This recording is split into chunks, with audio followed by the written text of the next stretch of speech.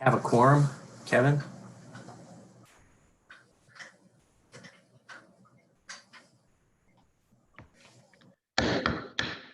Hey, good evening, everybody. I'd like to call this meeting of the Cloverdale Planning Commission to order. Start off, this meeting will be conducted pursuant to provisions of Governor's Executive Order N29-20, which suspends certain requirements of the Brown Act in order to minimize the spread of COVID-19 virus.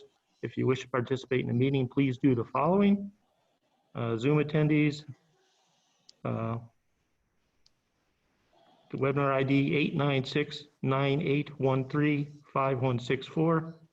Password is 412946. You will be, Zoom attendees will be muted unless they're called upon for public comment. To make public comment, use the raised hand and wave the icon, a smart device, a desk computer, or dial *9 if you're using just a telephone. Please listen carefully for the chair or city clerk to address you by name or phone number, and for the audible Zoom notification that you have been unmuted. Once you begin the public comment, your 3 minutes will begin. Thank you. And for those who can, please rise for the Pledge of Allegiance.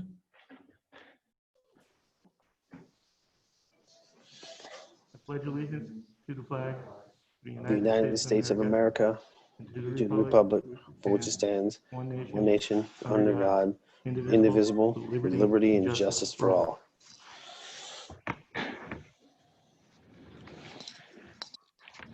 We have a roll call, please. Yes. Commissioner Hoverts? Aye. Commissioner Sanders? Aye. Commissioner Wagey? Aye. Thank you. Vice Chair Essay? Here. And Chair Shanahan? Here. Thank you. Thank you.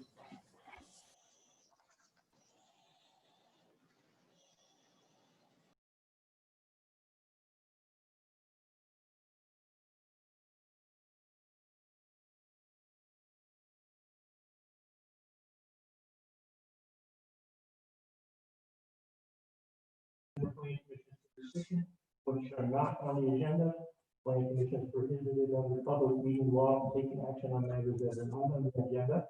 However, the Commission may take this input under advisement to the staff to place matters on future agenda for discussion and or possible action, or refer matters to staff for follow-up. Public comments may be made in person through Zoom. Email comments become part of the record and viewable online. Do you have any public comment? No public comment, but I will note that alternate Commissioner Cox has joined us.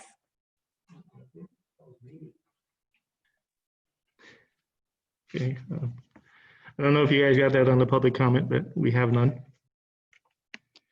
Consent calendar, minutes review, special meeting, and regular meeting of June 24th, 2020. I have a motion for approval. I'll move to approve the meeting minutes from June 24th. Could I have a second, please? Second. Thank you. Roll call, please. Vice Chair Essay? Aye. Commissioner Wagey? Aye. Commissioner Sanders? Aye. Commissioner Hoverts? Aye. Alternate Commissioner Cox? Aye. And Chair Shanahan? Aye. Thank you. Thank you. So we open up with public hearing items. Item number 2. Kevin, would you like to? Yes. Okay. Thank you, Chair. Commission, this is our continued discussion of the Baumgartner Ranch residential project. Jake Lingo from Integrated Community Development, is he trying to get in or? Yeah, so he's here, and Raphael's also here. So they're here to help if you have any questions as well. We did receive one letter from the Cloverdale Unified School District yesterday that was emailed out last night, and we can discuss that letter later when we talk about the comments. So our goal for tonight is really to take a look at the questions that you generated at the last meeting and the questions that Commissioner Waggy submitted. We'll go through those as fast or as slow as you'd like to see how those were addressed. We'll check to see if there's any more comments, and then we will consider adopting a resolution recommending approval to the City Council. Just a real quick recap. The project is called the Baumgartner Ranch. It consists of 305 units on 28 acres. There's 3 distinct sections of the project. There's to the west is 79 single-family homes. To the northeast is 60 row homes, and to the southeast is 166 multifamily, including 92 affordable units. Project also includes open space, a community room, active recreation areas, and infrastructure. We had a pretty good conversation, I thought, at the last Planning Commission. We went over a lot of different aspects of the project, including site layout, infrastructure access, architecture, colors, materials, amenities, and open space.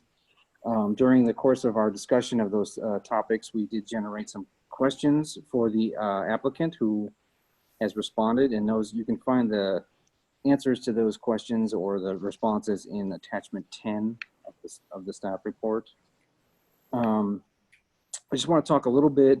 There's been some discussion about water and this project. And I just want to clarify, I didn't give a real good answer last time, I thought, so I just wanted to clarify a little bit more about the water situation. The mitigated negative declaration used the 2015 Urban Water Master Plan, which concluded that we had enough water to serve the project, to also, even through several drought years. The analysis in the 2000 Urban Water Master Plan accounted for future growth for a city up to 11,500 people. We're currently at about 8,000 people. So again, and then the mitigated negative declaration determined there would be no significant impacts on the water system based on their analysis. So I just wanted to add that. Now, if it's okay with the chair, I'd like to just kind of go through the questions that we generated at the last commission meeting, talk a little bit about each one of those, and then move on to Commissioner Waggy's comments, and then other comments that were submitted from outside groups, if that's okay with you. That was good. Thank you. Okay. So there was some question about lots 1 through 10, and those are the ones that butt up against the Sunrise Hills subdivision. We wanted to see a little bit more detail on how those houses would be buffered from the existing homes. And Jake did provide a detail, which again is in attachment 10, showing enhanced landscaping along the backside of those homes. Jake, and if you want to contribute anything to these answers, please do, but I'll just kind of go through each one of them. So we also wanted to explore the idea of pre-wiring both the community rooms, so that in the event of a power shutoff, it could be easily hooked up to a generator. The applicant has looked into that and said that is not that hard to do, especially when you're in construction phase, and that he would do that. So I think that's a really good idea. I'm glad the commission came up with that. That'll provide a couple more places for people to have cooling or heating or whatever is needed during our next power shutoff. And so the folks that live in those units will have something available to them in the event of well, not the event, but when we have our next power shutoff. Commissioner Sanders had several questions regarding technical aspects of the sewer and water service. The applicant's engineer has responded to those questions. I don't have much more to add to that unless, Commissioner Sanders, you had any clarifying questions or anything else you'd like to see in those written responses. And if you, I don't know if you want to talk about that now or hold off, or but there was about a 2-page memo from the applicant's public works. Well, I guess he's an engineer responding to those questions. Okay. Kevin, I only have one thing to talk about in regards to that letter that was sent back over to us. And we can talk about it now, or we can talk about it later, but it has to do with the installation of a recycled water line. So, if you want to talk about that now, we can. Otherwise, we can save it for later. Okay, well, it's up to the chair if you want to just talk about that one now, or I'd like to save that for later. we'll save it for In the later with the other, discussions. if there's any Fair other enough. questions. Commissioner Waggy was unable to attend the first meeting, but he did submit some questions, which I emailed to the commission, I think I don't remember, late last week. So there was one question about the impact on Teresa Drive, and we did contact the traffic study consultant, and they responded with that intersection was at Dutcher Creek was not included in the study area because those intersections are not within the city's jurisdiction. Further, it would be noted that that route to access 101 at Teresa Drive would take longer than using the ramps at the south interchange, so very few residents would be expected to use Teresa Drive. Commissioner Waggy also had a couple questions about parking, and we did have kind of a good conversation about that at the first meeting. The first question was in regards to the multifamily, questioning whether that would be enough, and the response is that the applicant is following the state law density bonus for the amount of parking that would be provided on an affordable housing project. And I know the applicant also has several units on the ground that they have built, and they have experience with the parking. And so, he's indicated that in his experience in building these types of projects, that this is adequate parking. We can save any, if you want to respond to that, or we can, again, save the questions to the end. It sounds like you want to do that. Yeah, save that for the end as well. And then there was a question regarding the number of parking spaces throughout the whole project. There was a couple conflicting numbers, and we actually got a higher number than what was presented to the Planning Commission. It says we presented 655 parking spaces. There's actually 763. So there's more parking, and I apologize for that. Commissioner Waggy also noted that we did get a citizen comment letter from Svetlana Armidov, and he wanted to make sure that she got proper answers to those questions. And I can certainly go through those. I would say Svetlana's questions related mostly to the impacts on the school district, the fire, police, noise, and traffic.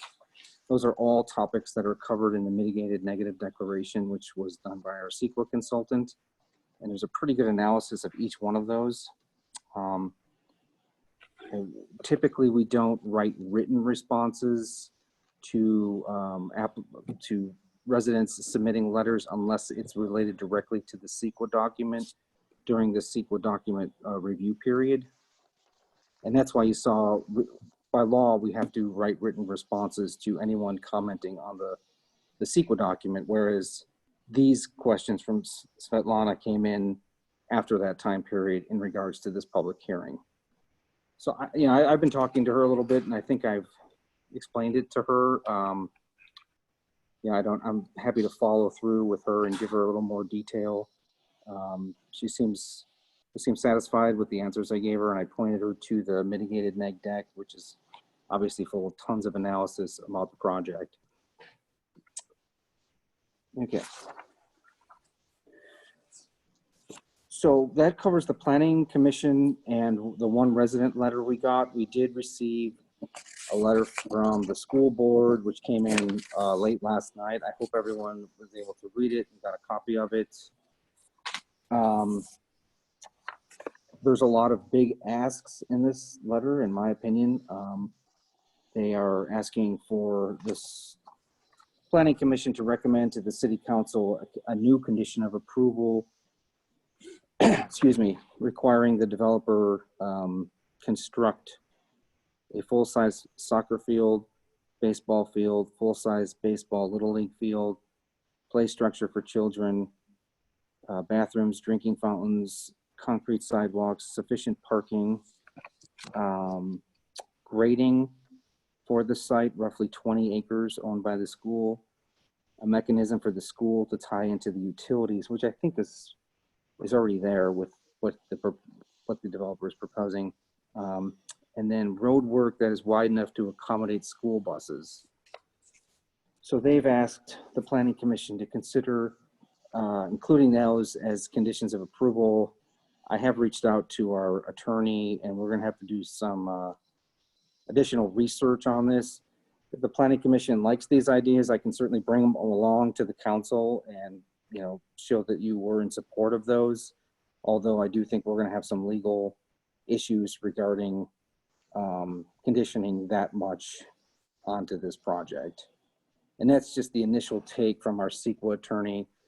You know, there could be a path forward if the developer wanted to work with the school district, where we talked about this last time, maybe use some of his park impact fees to help pay for some of those.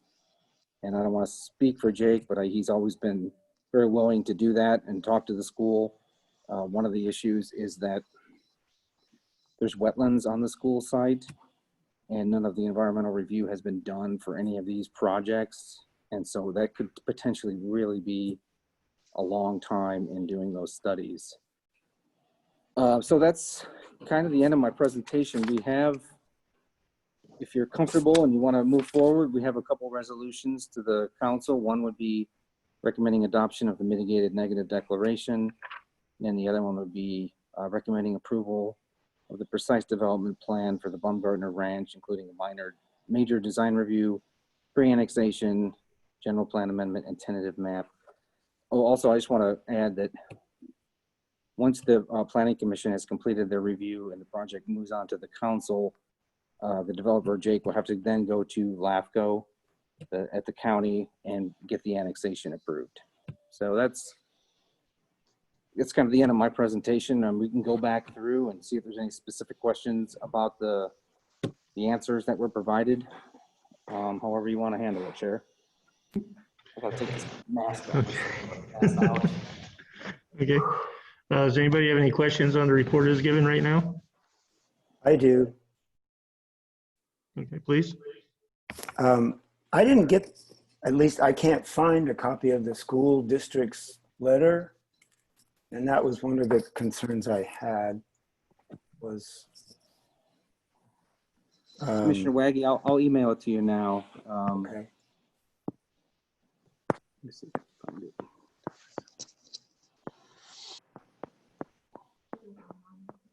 Oh, it's online.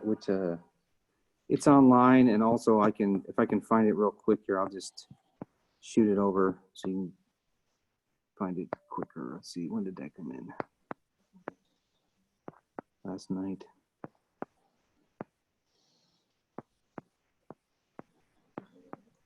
You got it? Yeah, okay. Irene's gonna email that over, Commissioner Waggy. Hey, we have anybody else? Any questions on the report? Yeah, I have a couple of questions, if I may. So the question I have is in regard to the purple pipe construction. In my letter that I sent over, I asked about that, and I think that it's an important thing that we should include in this project, since in the future, we're all going to have to deal with recycled water, whether we want to or not.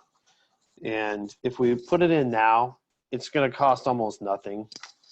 And if we had to dig the roads up later, especially considering the fact that the school district owns a large piece of property right next door that could really use that water for their irrigation purposes later down the road, I think that it's something important to put in.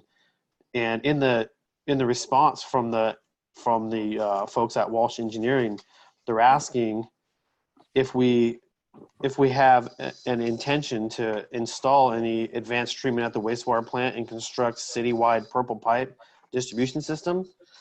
Well, the answer to that is that the city of Cloverdale actually already has some purple pipe installed on Cloverdale Boulevard in the area between about Lake Street and First Street, and maybe about half a block from the boulevard over to headed toward Commercial Street.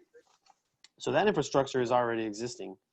And I personally, I would really like to see any kind of a development that happens in our town include that, because in the future, when we do get advanced treatment at the wastewater treatment plant, because it will happen, we'll already have the infrastructure in place to allow that water to be used for restricted reuse. So I think that's important. Okay, thank you. We have anybody else with feelings on that? So as we put that in or not? I have a question.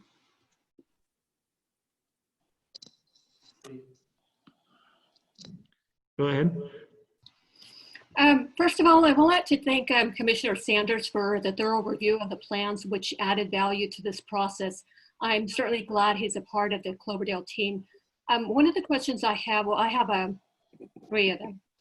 Is the city's water system able to meet the demands of the proposed development? And I know we talked about it, but in other words, I wanted to ask, is there adequate supply, and how about domestic use and fire storage? That's one of the questions I have. And then the other is, I know that the water system master plan update, I was reviewing it, and that was for August of 2010. So is that coming up? And because I think that'll give an opportunity for public comment for our water system.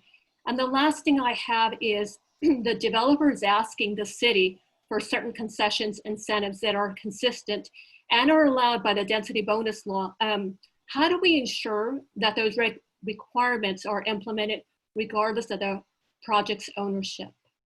Thank you. Okay, thank you. Kevin? Respond to that? Yeah, please. I'll do my best here. The water analysis relied heavily on the 2015 Urban Water Master Plan, which is, at this point, 5 years old, and demonstrated that there was enough water to supply this project and for a city up to 11,800 people. Further, I mean, there's always, and that did demonstrate, even with 3 years of drought, there would be enough water available. Now, in terms of the amount of water that's in the river and down under our wells, I couldn't speak to that, but I could speak to the Urban Water Master Plan did look forward for 3 years of drought and still determined that we had enough water. And I don't know if that answers your question, but we are relying on that. And then the CEQA consultant who did the environmental document used that as their base and completed the analysis. So I don't know if, and then in terms of you mentioned the water master plan that was done in 2010. And as an opportunity for public input. I don't know the schedule for updating that, but I'd happy to talk to the Public Works Director and get back to you on that one. Thank you. And then lastly, I think you mentioned, how do we know that he's going to do what he's supposed to do in terms of getting these density bonuses? If I can paraphrase, and let me know if that's not correct. What we would require is a deed restriction on the 92 units or some other affordability agreement that would be signed by the developer and the city, identifying which 92 units were available for lower income folks, usually 60% of area median income. And that gets recorded. Typically the way that it works is the applicant or the manager of the project was required to submit a report to the city annually indicating who's living in the units and how they qualify as affordable. And then that gets recorded it's a 55-year period. I don't know if that's what you were asking, but that's kind of our way to ensure, yeah, we're giving them concessions based on the high number of affordable units per the state law. What we need to do is do an affordable housing agreement to ensure, which of those units are available, and then the annual reporting. Yes, Kevin, that kind of was my question, kind of like a lien that you put on a property so that you know that there's something with that property. In this case, you said it's written on the deed so that if the property is sold, transferred, if anything happens, you're still going to continue with this program, correct? Yeah, and I'm sure that in my experience, is a lot of the financing, he gets, favorable financing for building those, and they have a lot of restrictions in terms of the length of affordability and who's living there too. In some cases, even, maybe more strict than ours, but in either case, it is a recorded document. It's very common in affordable housing projects, but good question. Thank you. Hey, Kevin, if I may add to that, in regard to the water supply, Yeah. I just have a couple of really quick comments. So I understand that the master plan and the CEQA documents and all that have basically said that we have enough water to meet this. But correct me if I'm wrong, but I'm pretty sure that the Sonoma Water Agency has requested from the State Water Board to reduce the minimum flows in the Russian River coming out of Lake Sonoma from 100 down to 50 or possibly even 25 CFS.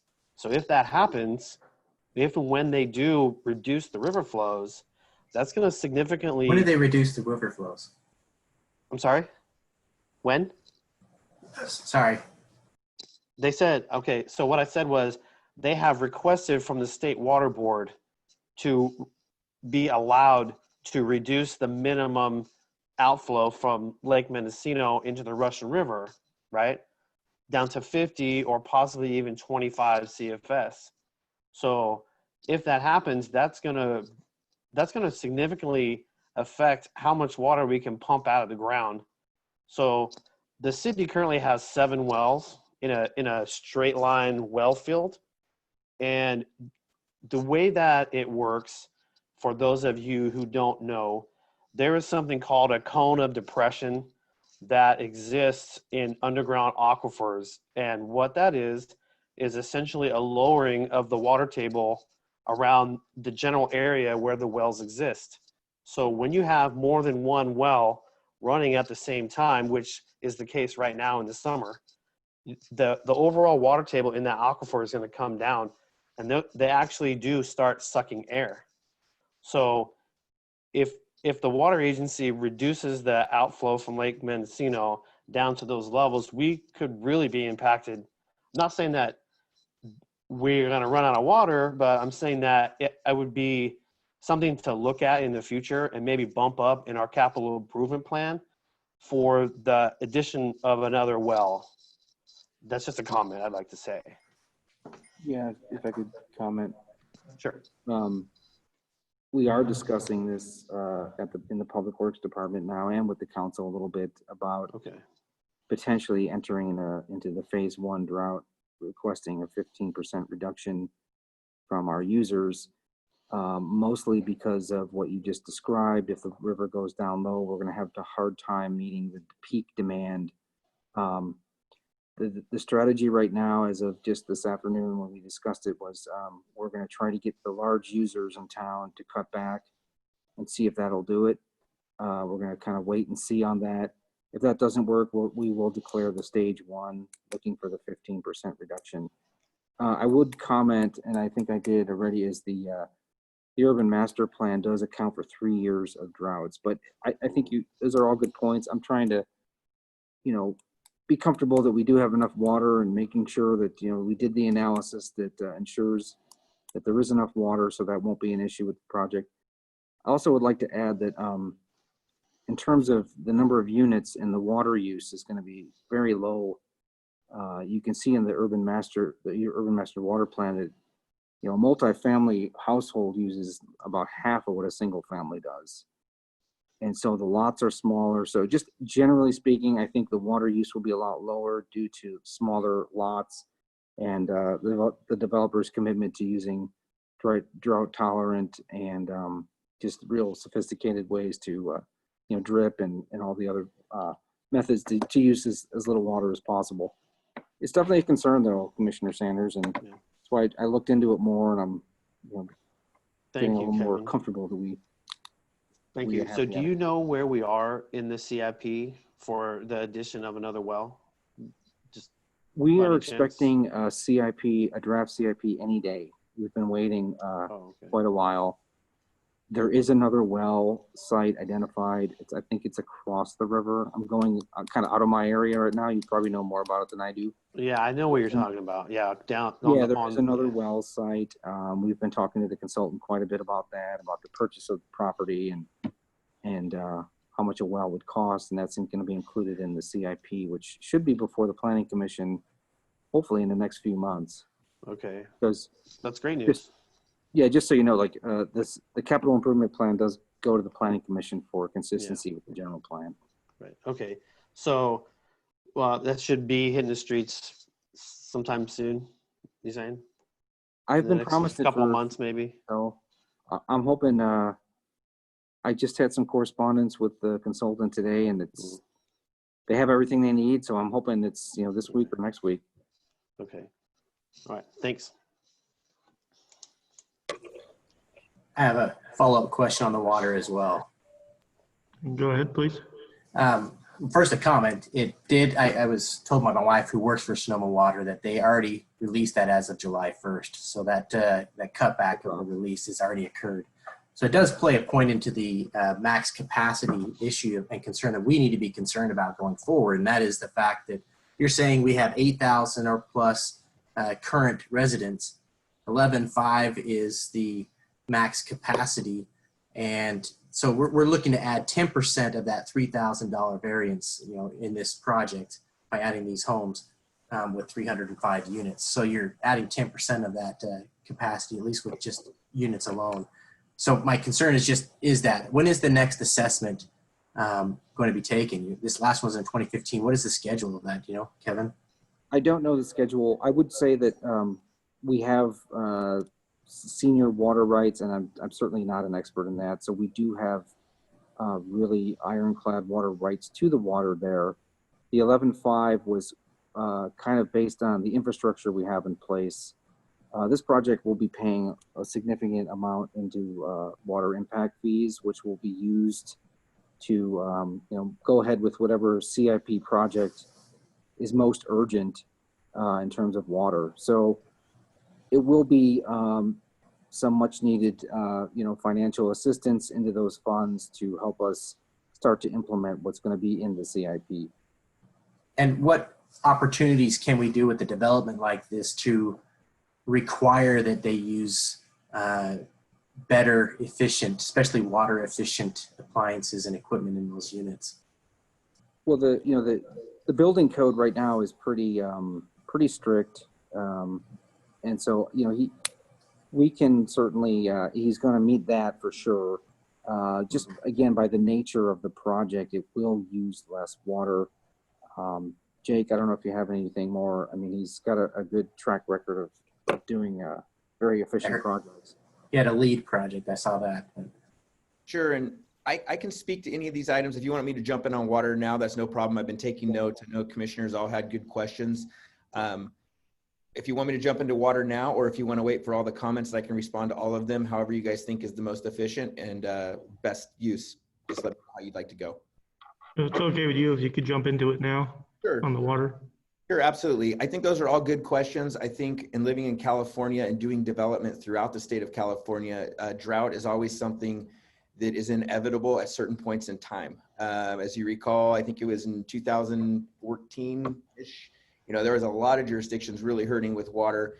And so this is a normal that we all have to deal with as local jurisdictions. I think that Kevin hit on some good points there.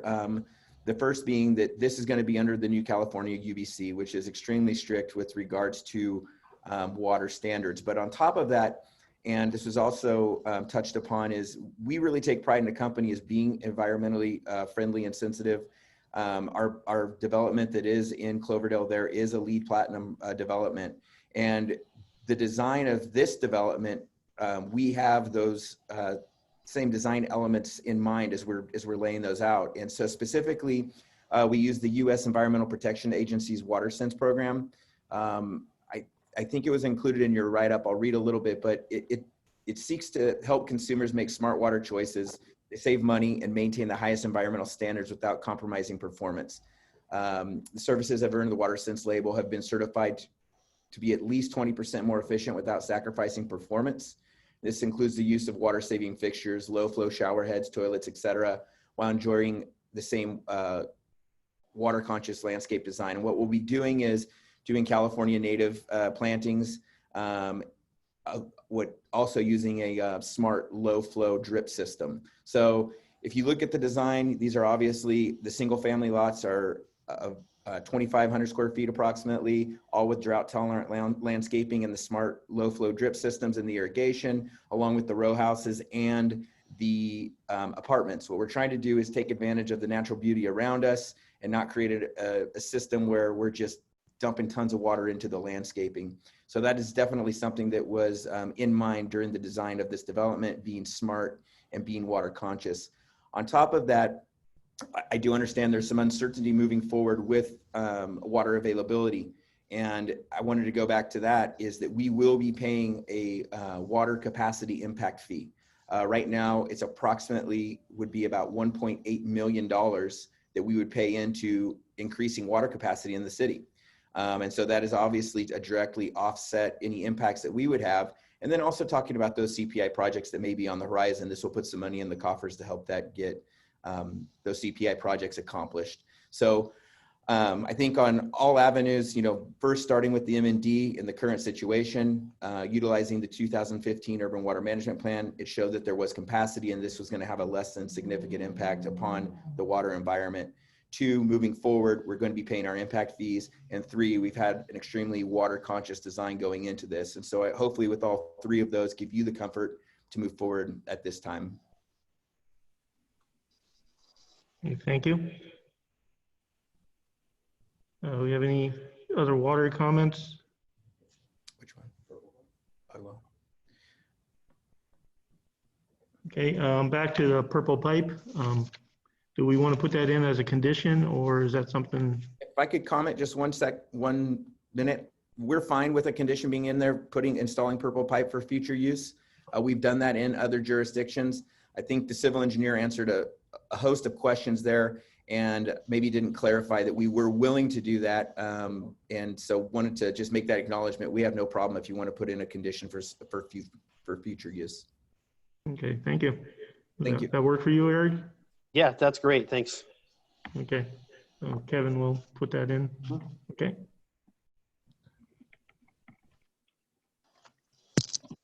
Okay, we have any other comments? I have a question Yes. about the purple pipe. How's it going to get connected to the existing purple pipe? There is no existing purple pipe. There would be no connection to the existing. This is for future development if needed. That's right. There's only a small portion of purple pipe in Cloverdale right now, and it's really nowhere near where this development is. Fact of the matter is, it's probably a mile, 2 miles away, maybe, but it does exist. So I would like to continue that into the future. I support keep putting it as a contingency just for the fact that it'll reduce city costs down the road to replace it. Yeah. Does that answer you, Commissioner Waggy?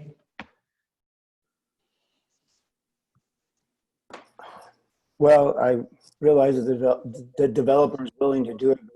Me, that if we're putting in some kind of an orphan system at some expense, that it either ought to have some ability to be connected to the water treatment plant or don't bother with it. I don't know.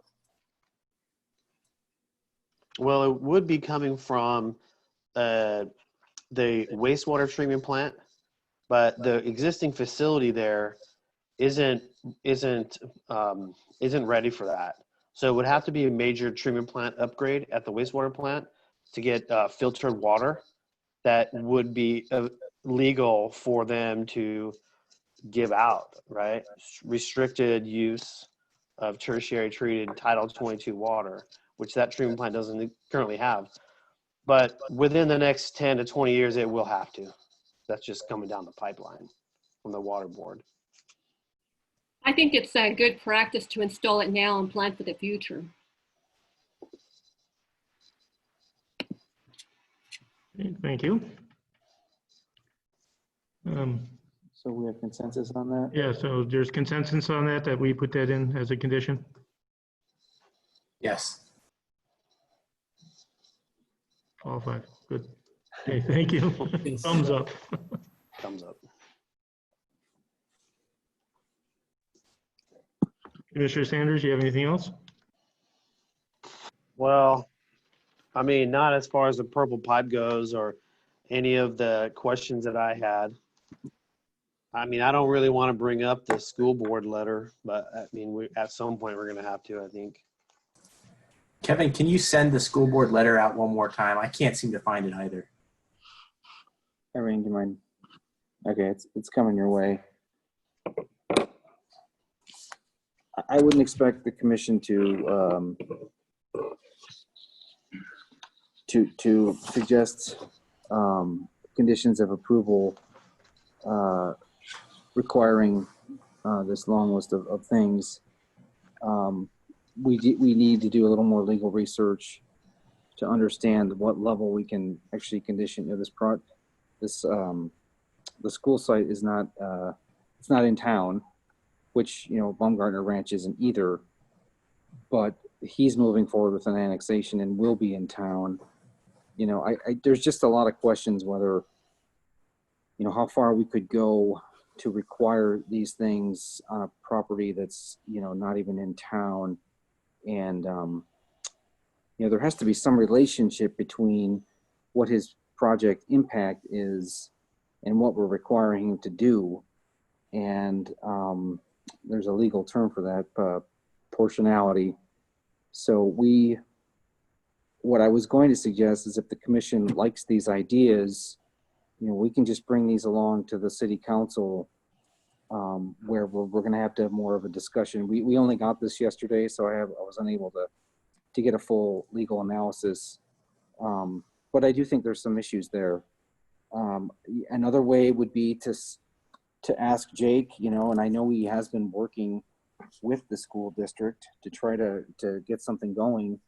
And maybe he can summarize what he's done to date and how that went. But, you know, we could not necessarily try to impose a condition so much as to say, you know, can you work with the school district, which, you know, I've had many conversations with Jake, and it sounds as though he has had conversations with them and he'd be willing to help. He just needs, well, Jake, I'll let you take it from there. Thanks, Kevin. I appreciate the opportunity to comment. We have, ever since we came to town, we've had some ongoing dialogue with the school district. The school district went into escrow on the property to the south of us in 2018. My recollection is right around May. And so they reached out and wanted to discuss what the timing was for annexation for the property, and that there was perhaps some ideas of doing ball fields, and would we be willing to discuss helping with furthering those goals. And we've always been open to the concept of helping get this accomplished. As far as having a plan of what is going to be put in place, what that is going to cost, and who's going to pay for it, that has never fully been explored. The one thing that I encouraged the school district to do early on was that we're developing housing, but I don't develop school district properties. And so I had asked them to engage early with some type of development consultant, civil engineer, and most importantly, a biological expert to go ahead and assess the property to see what was capable. I think that the school district, obviously they went through their bond issuance, gone through some other things that maybe this wasn't the #1 priority, but the fact that we have continued to move ahead with our project, obviously this kind of brings it to the forefront that if we are going to be able to work with them, this is the time to do it. I've had conversations with council members. I've had ongoing conversations with the school district. If there is a way that we can help while we're out under construction on the development and implementing a plan that we can all make work economically, I'm all ears. It's just there hasn't been any plan presented. We don't have any costs associated with it. So to condition my project to do something that really is just open-ended and also that I have no control over is not something that I'm willing to just agree to. Again, would love to continue the dialogue and would love to find a way to help South Cloverdale get these community amenities. But I don't think we're at a position where we can condition our project and stop our project kind of while we get figured out what's going on there. So any questions that you have, I'll be happy to answer them. I do think that it is appropriate that we continue the conversations on with the city council. There have been some discussions with regards to, hey, the amount of park impact fees that we're going to be paying. There's all types of kind of moving elements to this that could make it happen. It's just, we're nowhere near coming to that final conclusion. And to stop our project right now, I think is unfair to the project and to the development process that we've been working now for over 3 years on and invested a sizable amount of money.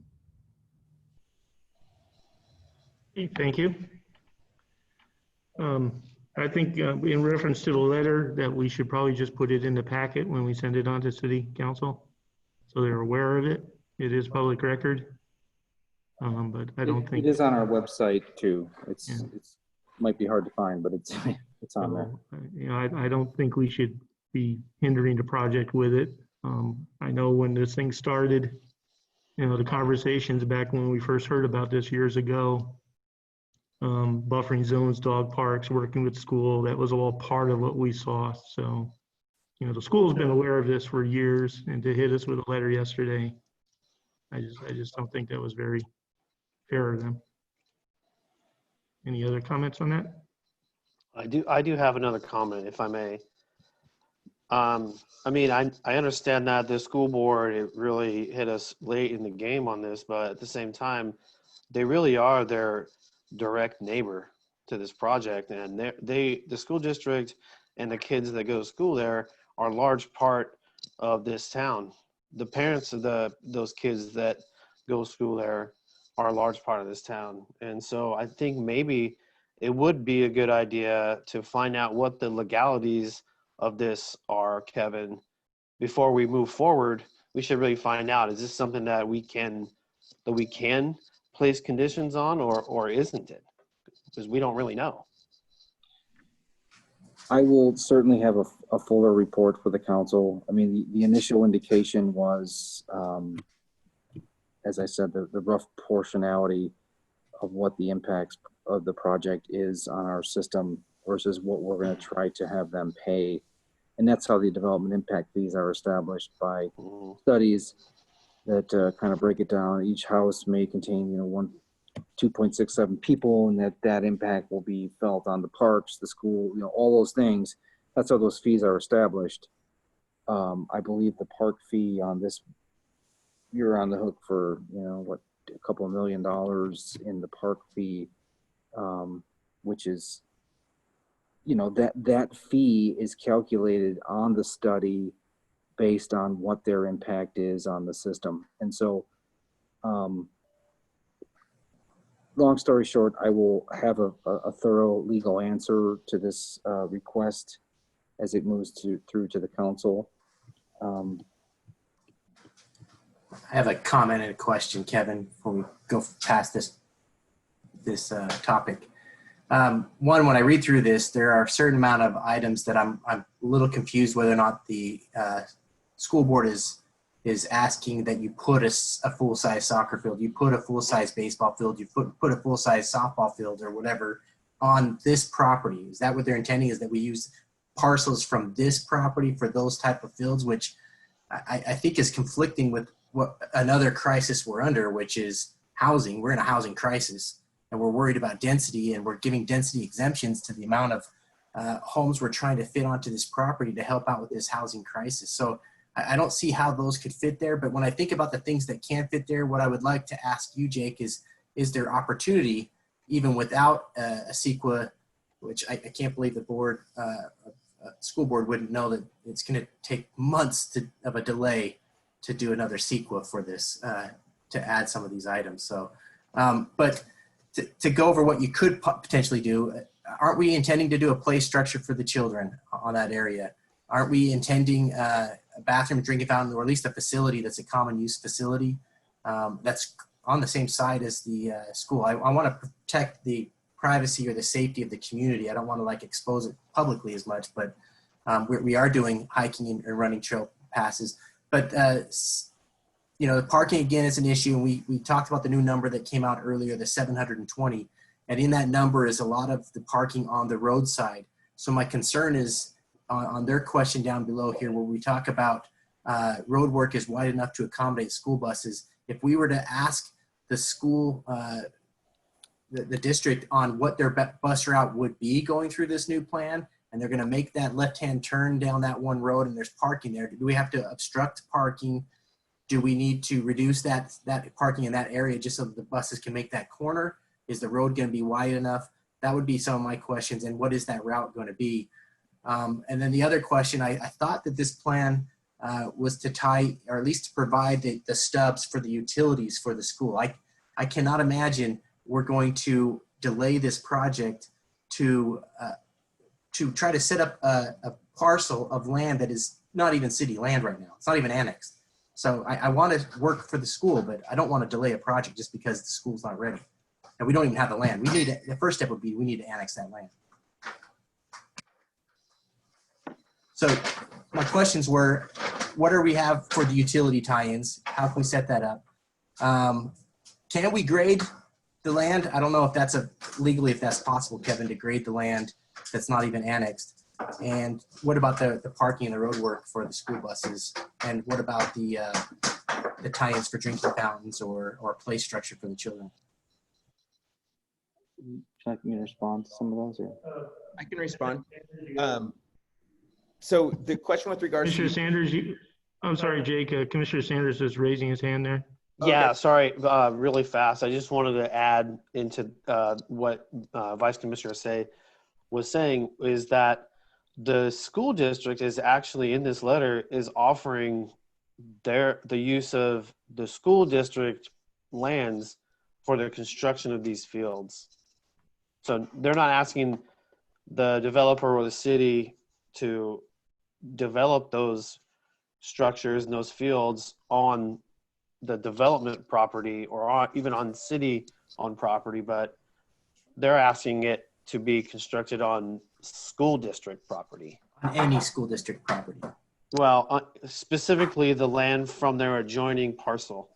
Which I don't think is city land yet. I don't think it's annexed. Well, it is not annexed. It's county. It's in the county, but it's there. They own it, right? It's school district property is what I'm saying. If I could answer some of those questions for you. I've had a lot of history and been working on this for a couple of years. We've had at least 10 meetings with the school district with regards to this. In fact, at one point when the school district was going through some of their political turmoil with regards to wages at the school and so forth, they asked me to come up and speak to the district and talk about our development. The first question that was asked was utility tie-ins. There will definitely be utilities that are going to come down Foothill Boulevard and then loop out Street A into Cloverdale Boulevard. So all the utilities will be in the road adjacent to the property. There has been some talk that if we were to be able to get the school district piece annexed in and permitted, that perhaps we could help stub out and do some things. Those are some of the conversations we've been having. The second was with regards to grading. That's one of the ones that's a really large issue. What's going to need to happen, based on my experience with Bumgarner Ranch, is there is a seasonal storm drain that runs on the eastern portion of the property. That storm drain has been claimed as jurisdictional by all three regulating agencies. You have the U.S. Army Corps of Engineers, you have the State Water Quality Control Board, and you've got California Fish and Game. In order for Bumgarner Ranch to get developed, we not only have to seek the city of Cloverdale's approval and LAFCO's approval, I also have to get a permit from each one of those regulating agencies. I've been working with those regulating agencies since we put this project into escrow 3 years ago. We are just now coming to a point where we can discuss the mitigation measures and actually getting a permit from each one of these regulating agencies. It involves wetland delineations. It then involves mapping the current water wetlands that are on site, and then coming up with a mitigation plan that each one of the agencies will adopt and accept. Until that point, we can't get through permitting that would allow grading to take place on Bumgarner Ranch.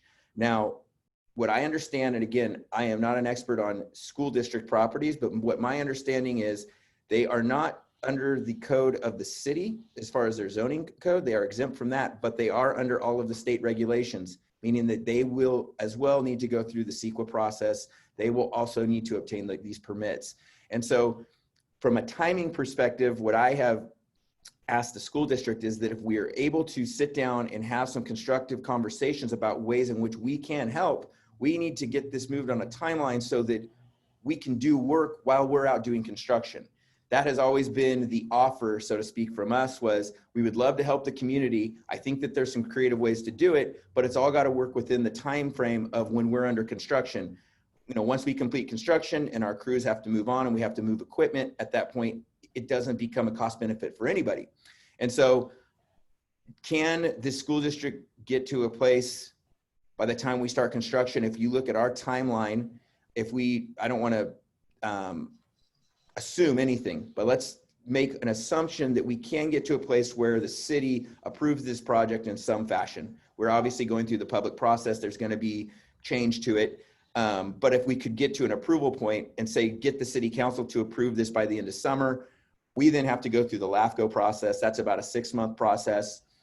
So we would be looking somewhere Q1, Q2 of next year, being able to be at a place where we could essentially start construction. So those are some of the realities that we're dealing with. I wish that it was as simple as while we were grading, we could just go out and grade the district's property for them and have it all teed up and ready to go. I can't break the law in order to do that. I mean, that would be a serious violation. The school district wouldn't want me doing it. I wouldn't do it. The city wouldn't want us doing it. So there are some realities. There's some barriers. Do I think that those can be overcome? I do. I always have. That's why I always was a proponent for trying to get these done. At the same time, I think you can understand I can't stop my project and wait on a third party. I don't know what's going to go on with their property. I don't know what the ability to develop that property is, what size, et cetera. So again, I would love to help. I think that there's an opportunity to help. I also think that there a lot needs to happen in a relatively short amount of time. We're talking about the next year in order for those things to happen. But I welcome the conversation.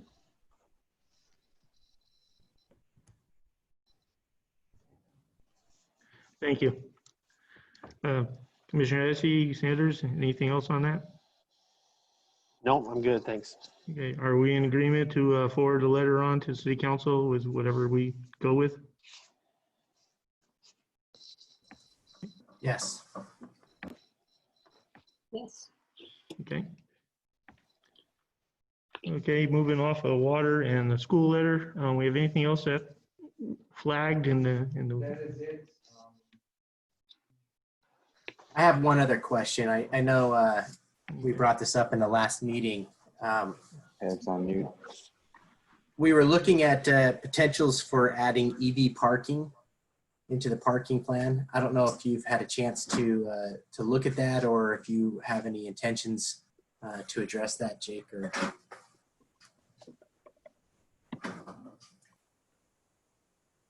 Unmute.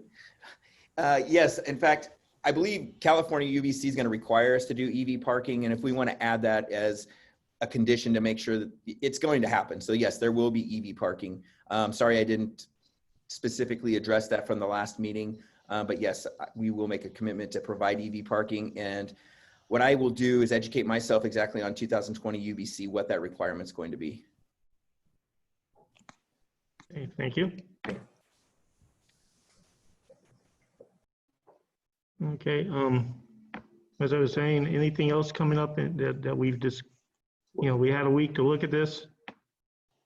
I don't want to beat a horse, but are we still happy with what we've seen, or do we have any more discussion on the density of the homes, the layout of the homes, the streets, anything that's flagged in you that you would like to discuss?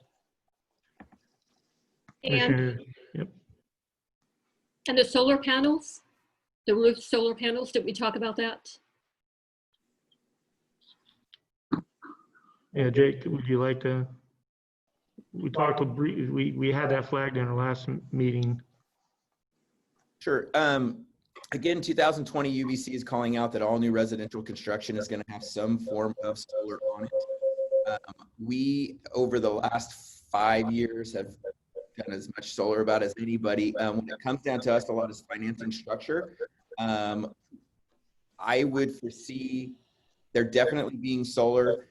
How much I can't exactly commit to. I can't tell you that this is going to be for sure a net zero energy development as the Cloverdale family apartments is, because that one, the financing specifically called out that we could include that, and it provided financing for that. But I can commit to there will be solar throughout the project.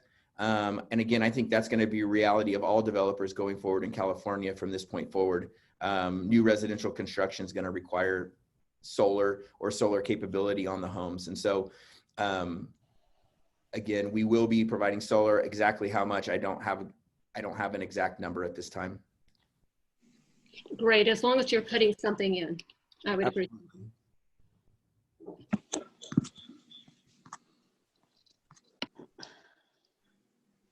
Hey, Commissioner Cox, anything?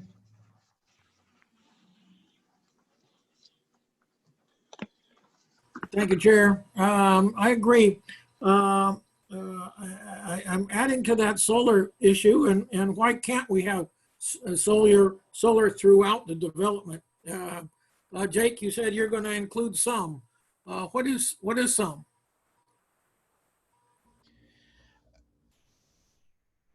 It's going to be based on the financing available. At this time, I am hopeful that on the multifamily portions of the project that I can design those and build those out to be net zero. What I can't do is commit to you to something to be net zero and then have it be financially infeasible and then never get it built. So I've got to be careful with what I can commit to as to a condition of approval. I think what I can say is based on the history of the financing that we utilize, and also based on the UBC going forward, we can all, I think, make a very strong assumption that there is going to be solar involved with this project. If I were to commit to saying that the whole thing's going to be net zero energy, we're talking about millions upon millions of dollars. And so without having a financing mechanism in place, I can't commit to something that isn't in fact required of me. I hope that that isn't too vague of an answer. It's just that I have to be able to protect my rights to develop no matter what happens. And so again, I really see the multifamily portions of these being net zero, and there being solar incorporated throughout the project. If that were to be made a requirement, would that be a deal killer? Yes.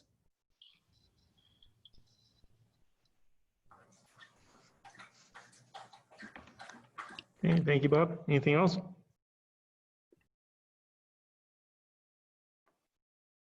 But to say that it is, that you could do it on the multifamily units and put some of it would not be a deal breaker, correct? I cannot commit to being conditioned to something that's not per the code. So what I'm saying is I will live up to the UBC, I'll live up to all city code. I think that there is a very, very, very, very strong likelihood that there will be solar throughout this development.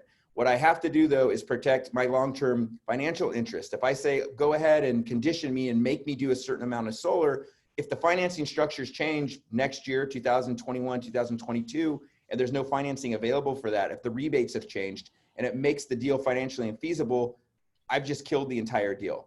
So that's why, again, I'm being a little bit gray, maybe fully not committal, but I can't start conditioning the project to take on expenses that I don't know where they're going to be paid for yet.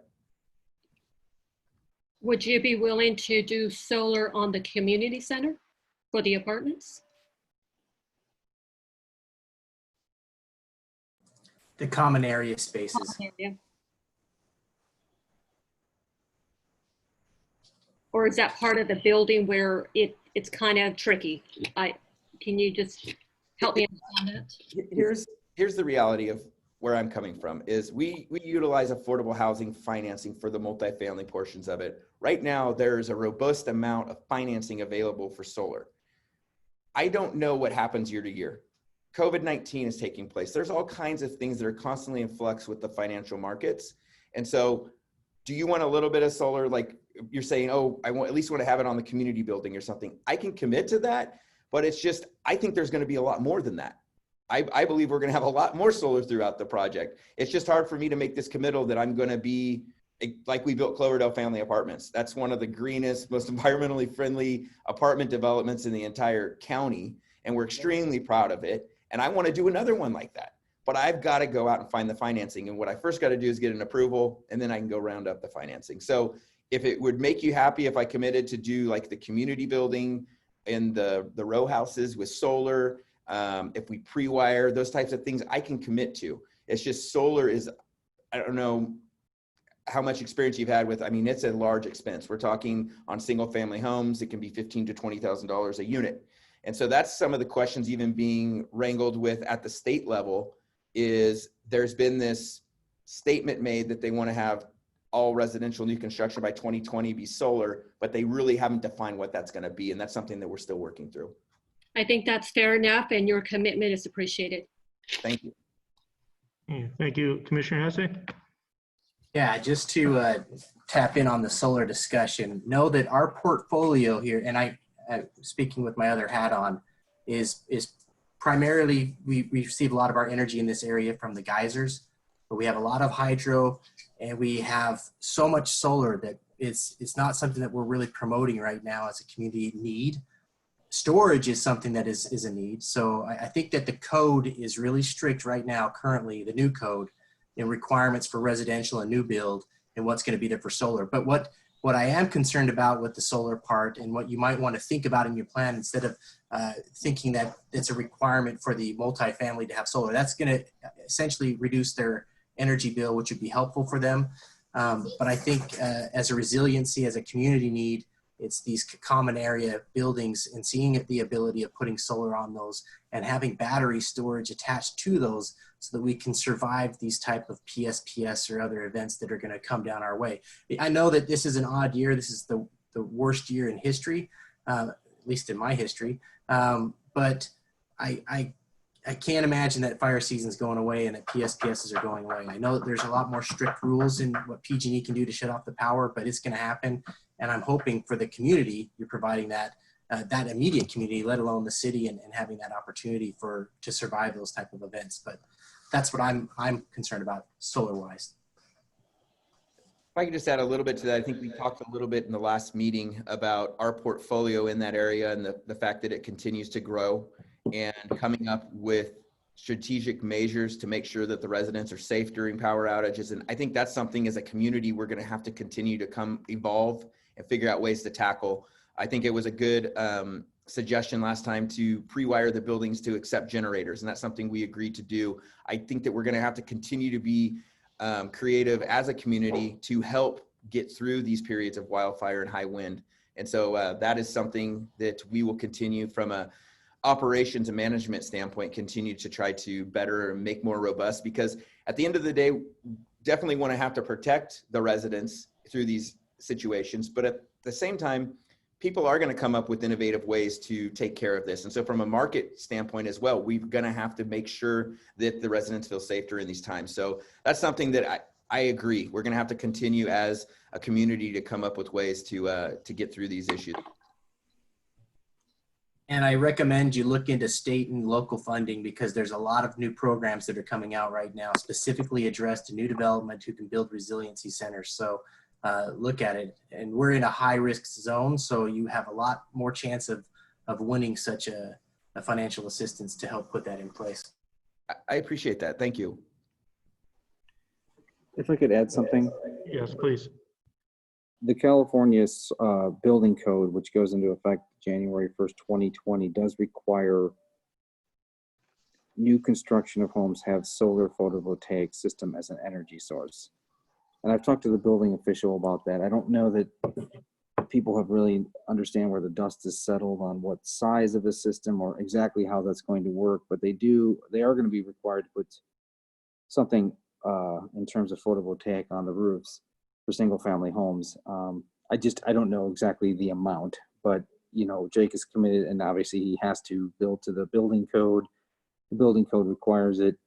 So as he's kind of saying, there will be photovoltaic in the project. Okay, any other discussion on the solar? Okay, thank you. I'd like to open it up to public comment, just if we have any, just so we're good before we get into the weeds here. So, are we seeing any? Yes, we have one hand raised by a Kevin Doble. So you should be able to mute and talk. Good evening. Good evening. My name is Kevin Doble. I'm the consultant for the Dry Creek Band of Pomo Indians, and we have been working for quite a while with the city to propose a development that is south of the school district property. I just wanted to draw your attention to page 461 of the comment letters today, the staff report. My client has sent a letter to the city addressed to Kevin Thompson requesting that there be some provisions made in the conditions of approval to extend the 12-inch water main in Foothill to the south property line of the Bumgarner Ranch project. This would allow for future connection of not only the school district, but also the future Dry Creek Rancheria housing project. We're expected to have our application back into the city sometime in early September. We are moving forward with the environmental review for that project. We've gone through the city council's pre-application review for annexation, and we've also received letters of consent from all three property owners, including the school district board, agreeing to annex along with us with that project. So we're happy that the Bumgarner Ranch project is moving forward. It will facilitate the annexation of the school district property, as well as the Dry Creek Rancheria properties and two other properties adjacent to us, and actually fulfill one of the main goals of the city council for the South Cloverdale annexation. So we're excited about this. Our only request is that it makes sense to extend the 12-inch main to the south property line with a blow-off valve so that future connection wouldn't have to tear up the road, which is known as Road A in the Bumgarner Ranch development.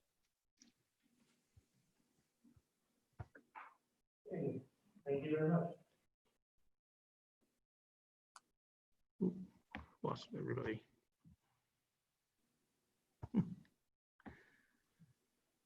Okay, we addressed that at our last meeting, though, did we not? We did. Jake has agreed. That's in the conditions of approval.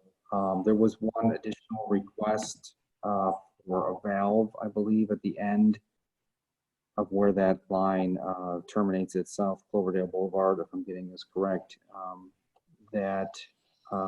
Jake, what did have your engineer looked at that?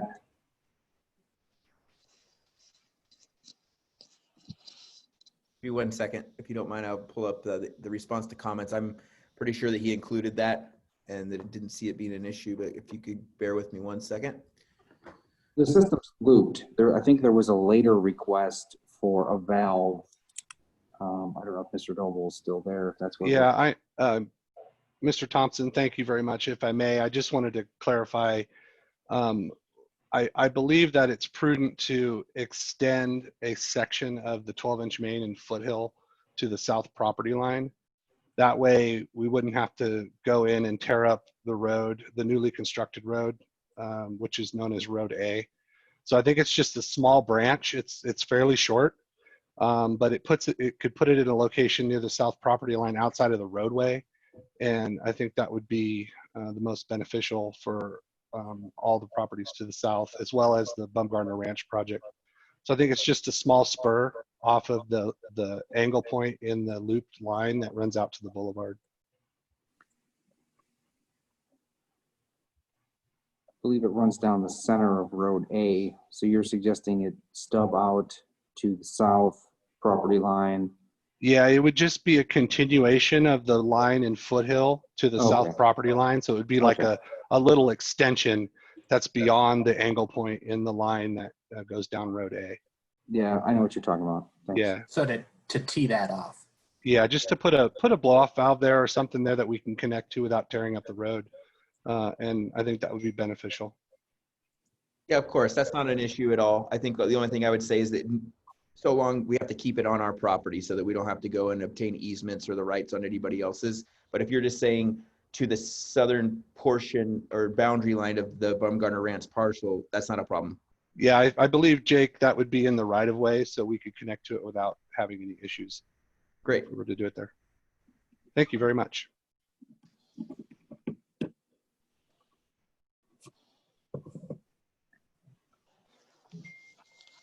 Okay, thank you. Any other public comment?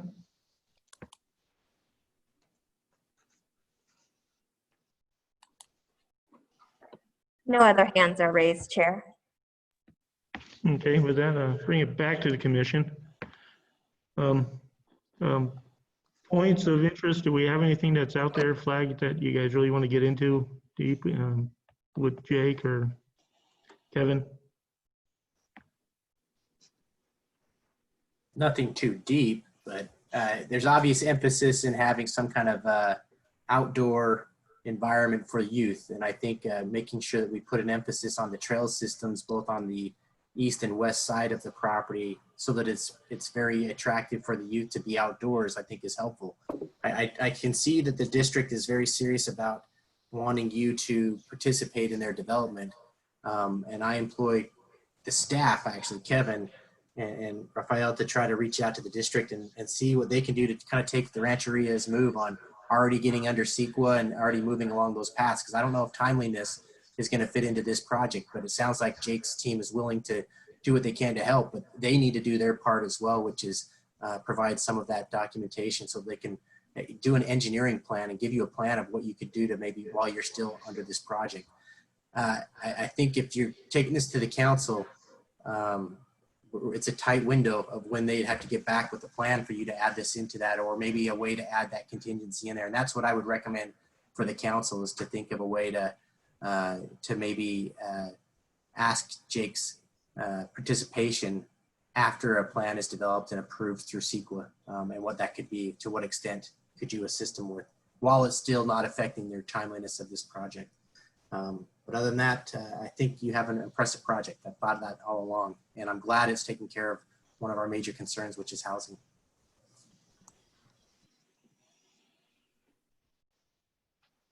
Hey, any other input from any other commissioners?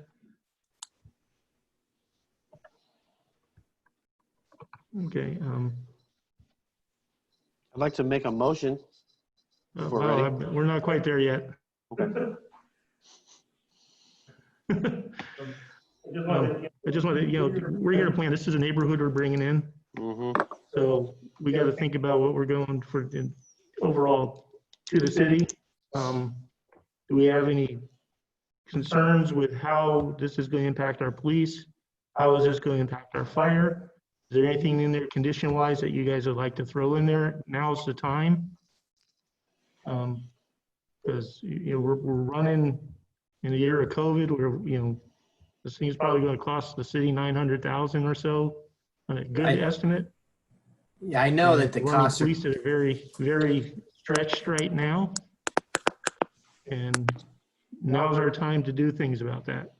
For the new development, we're bringing, we're adding more area for them to take care of, more area for the fire to take care of.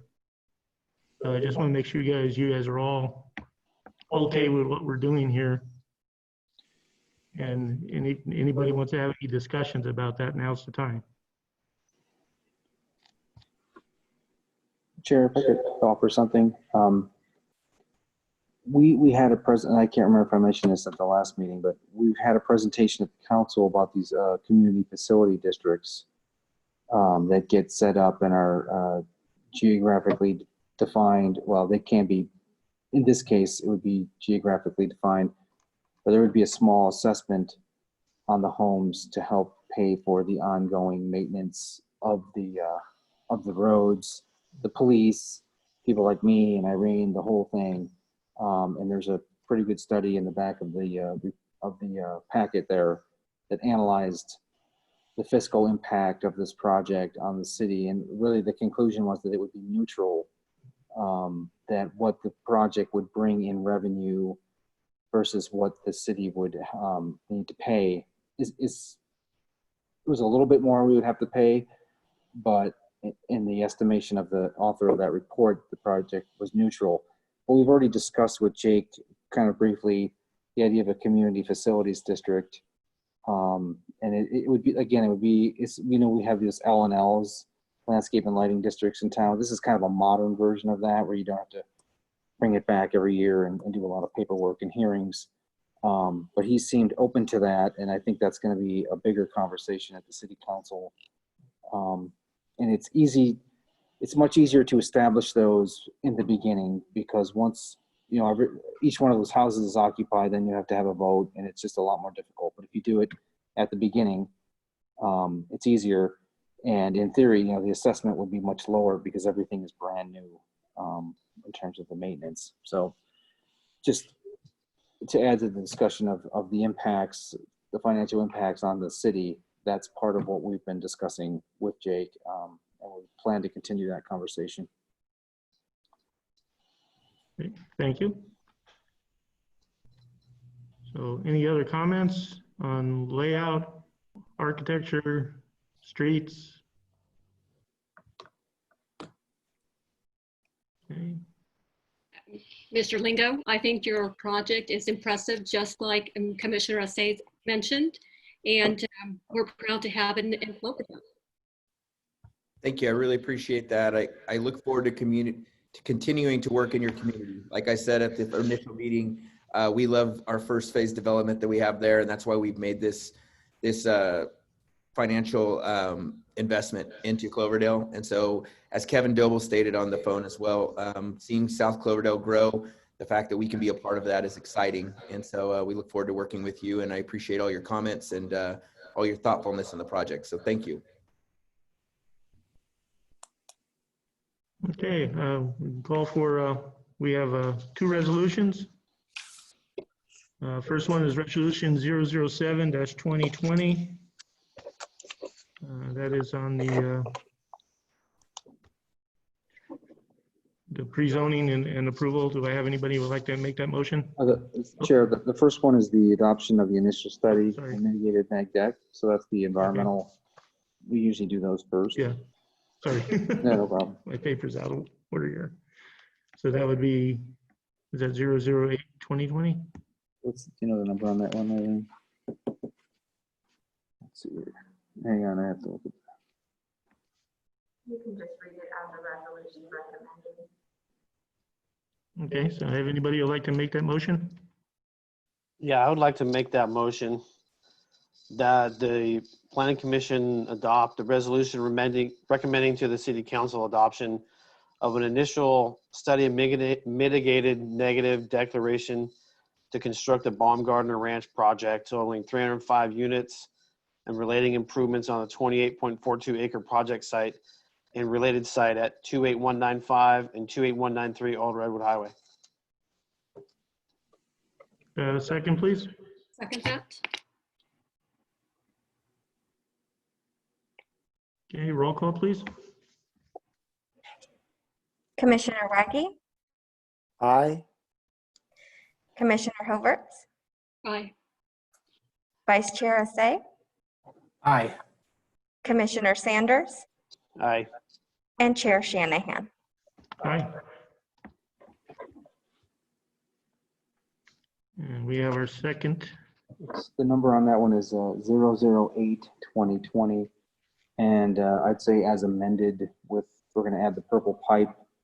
I think the small spur that Mr. Doble talked about is in the conditions already, but I'm going to double check that. So there'll just be a couple small amendments to the conditions of approval.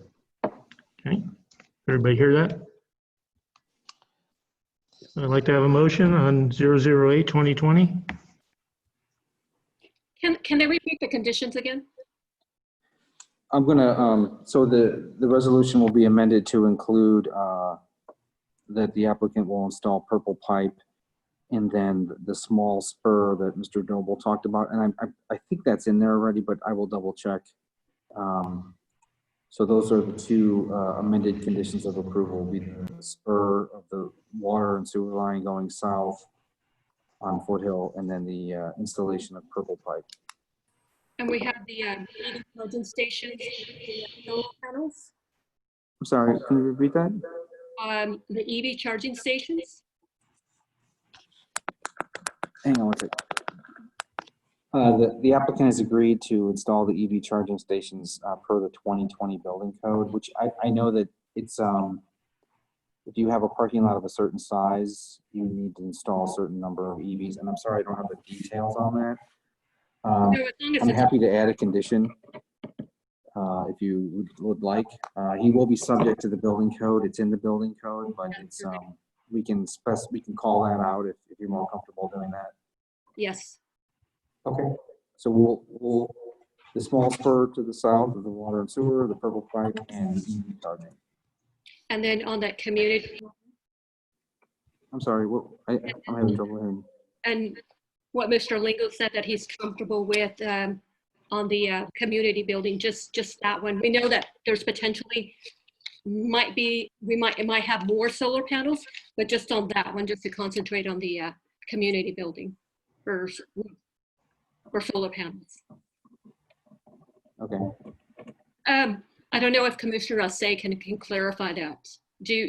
Well, I think additionally, we agreed to this on the last meeting, but I don't know if it's been added to the plan, is to have a condition that he structure that building with the setup for storage, for some kind of energy storage there, whether it be a generator or battery storage. And then I would like to add to that is to seek all options of solar on those public facility, or those common area spaces, because I know the way that the future is going and removing fossil fuels cities by cities in California is happening.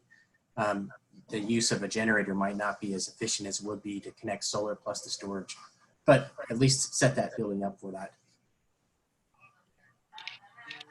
So if it's the commission's direction, we'll add a condition that the community buildings be pre-wired for either generation or battery storage for the energy, the electric shutdowns. The community buildings will include photovoltaic. The EV will be installed per the 2020 building code. Purple pipe will be installed as part of the project. And I may add something with subject to engineering review and approval. And then the spur of the water and sewer line to the south property line. Kevin? if I Commissioner may? Sanders? Yes, thank you. And so is that resolution also going to include all of the items in the engineering response as well? From the questions and concerns that I had sent over last week? Yeah, it is, right? Do you think there's things in that response that are not reflected in the conditions? Because we can double check that and make sure. Well, I just want to make sure that they are. They basically agreed to everything, which is fantastic. Okay. And so I just want to make sure that those conditions are included in there. Okay. Well, I will send the questions and answers to our consulting engineer, and then he can revise the conditions and just make sure that. I suspect that a lot of those are already in there. Yeah, they probably. But we will double check that. Okay, great. Thank you. Okay, all in agreement then on the conditions? Okay, so would somebody like to make the motion, please?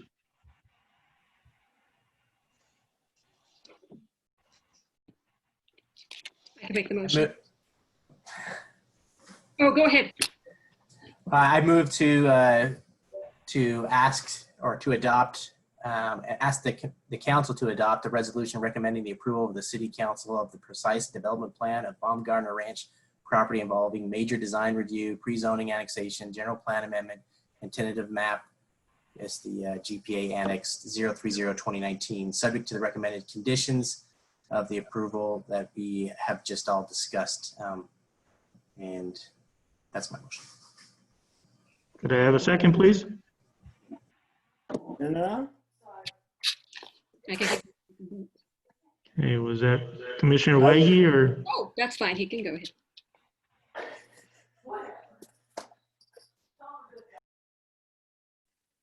Okay, so who?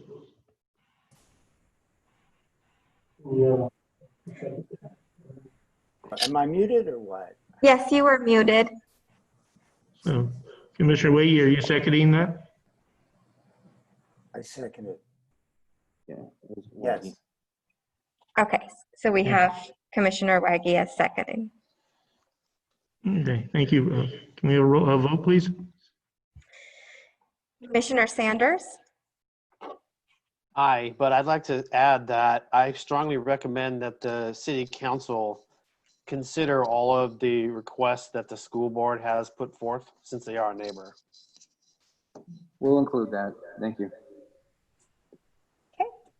and Commissioner Hoverts, Aye. Commissioner Waggy, Aye. Vice Chair Assay, Aye. and Chair Shanahan. Hi.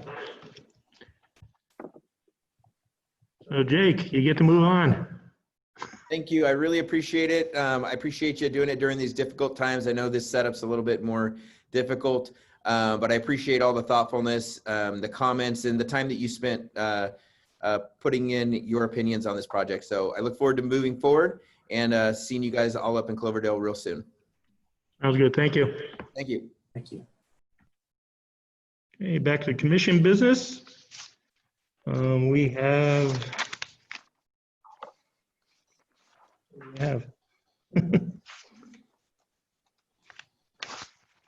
No other business. You're on to the planner's report. It's my sheet here.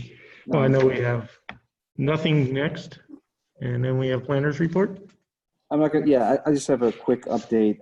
At the next council meeting, the mayor has recommended that Vice Chair AC and Commissioner Sanders be reappointed for a 4-year term. So that will be at the next city council. Commissioner Reyes did give her letter of resignation. So we're going to be recruiting for the alternate position. So if anyone knows anyone that's we did one recruitment, only got Vice Chair AC and Sanders apply. So we're going to have to open it again to find another alternate. So if anyone knows anyone, send them my information. And that concludes my report. Okay, thank you, and congratulations, commissioners, for getting reappointed. Hey, it's not official yet. Let's not congratulate till Almost. tomorrow.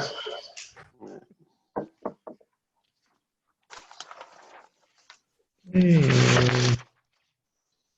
Do you have any direction from commission to staff?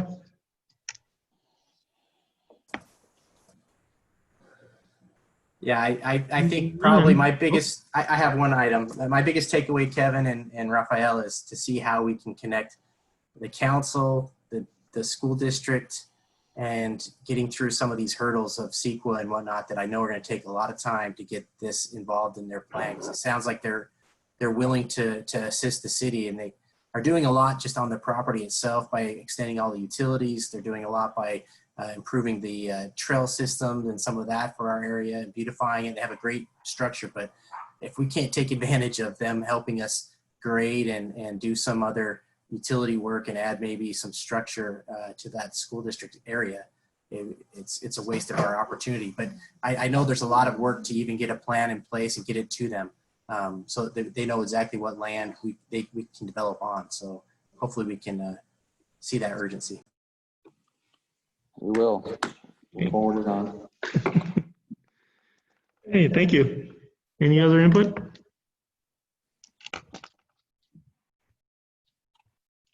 Hey, seeing none, I will adjourn this meeting to our next meeting, which is scheduled for Tuesday, August 4th, 2020. Thank you. Thank you. Thank you, everyone. Thank you.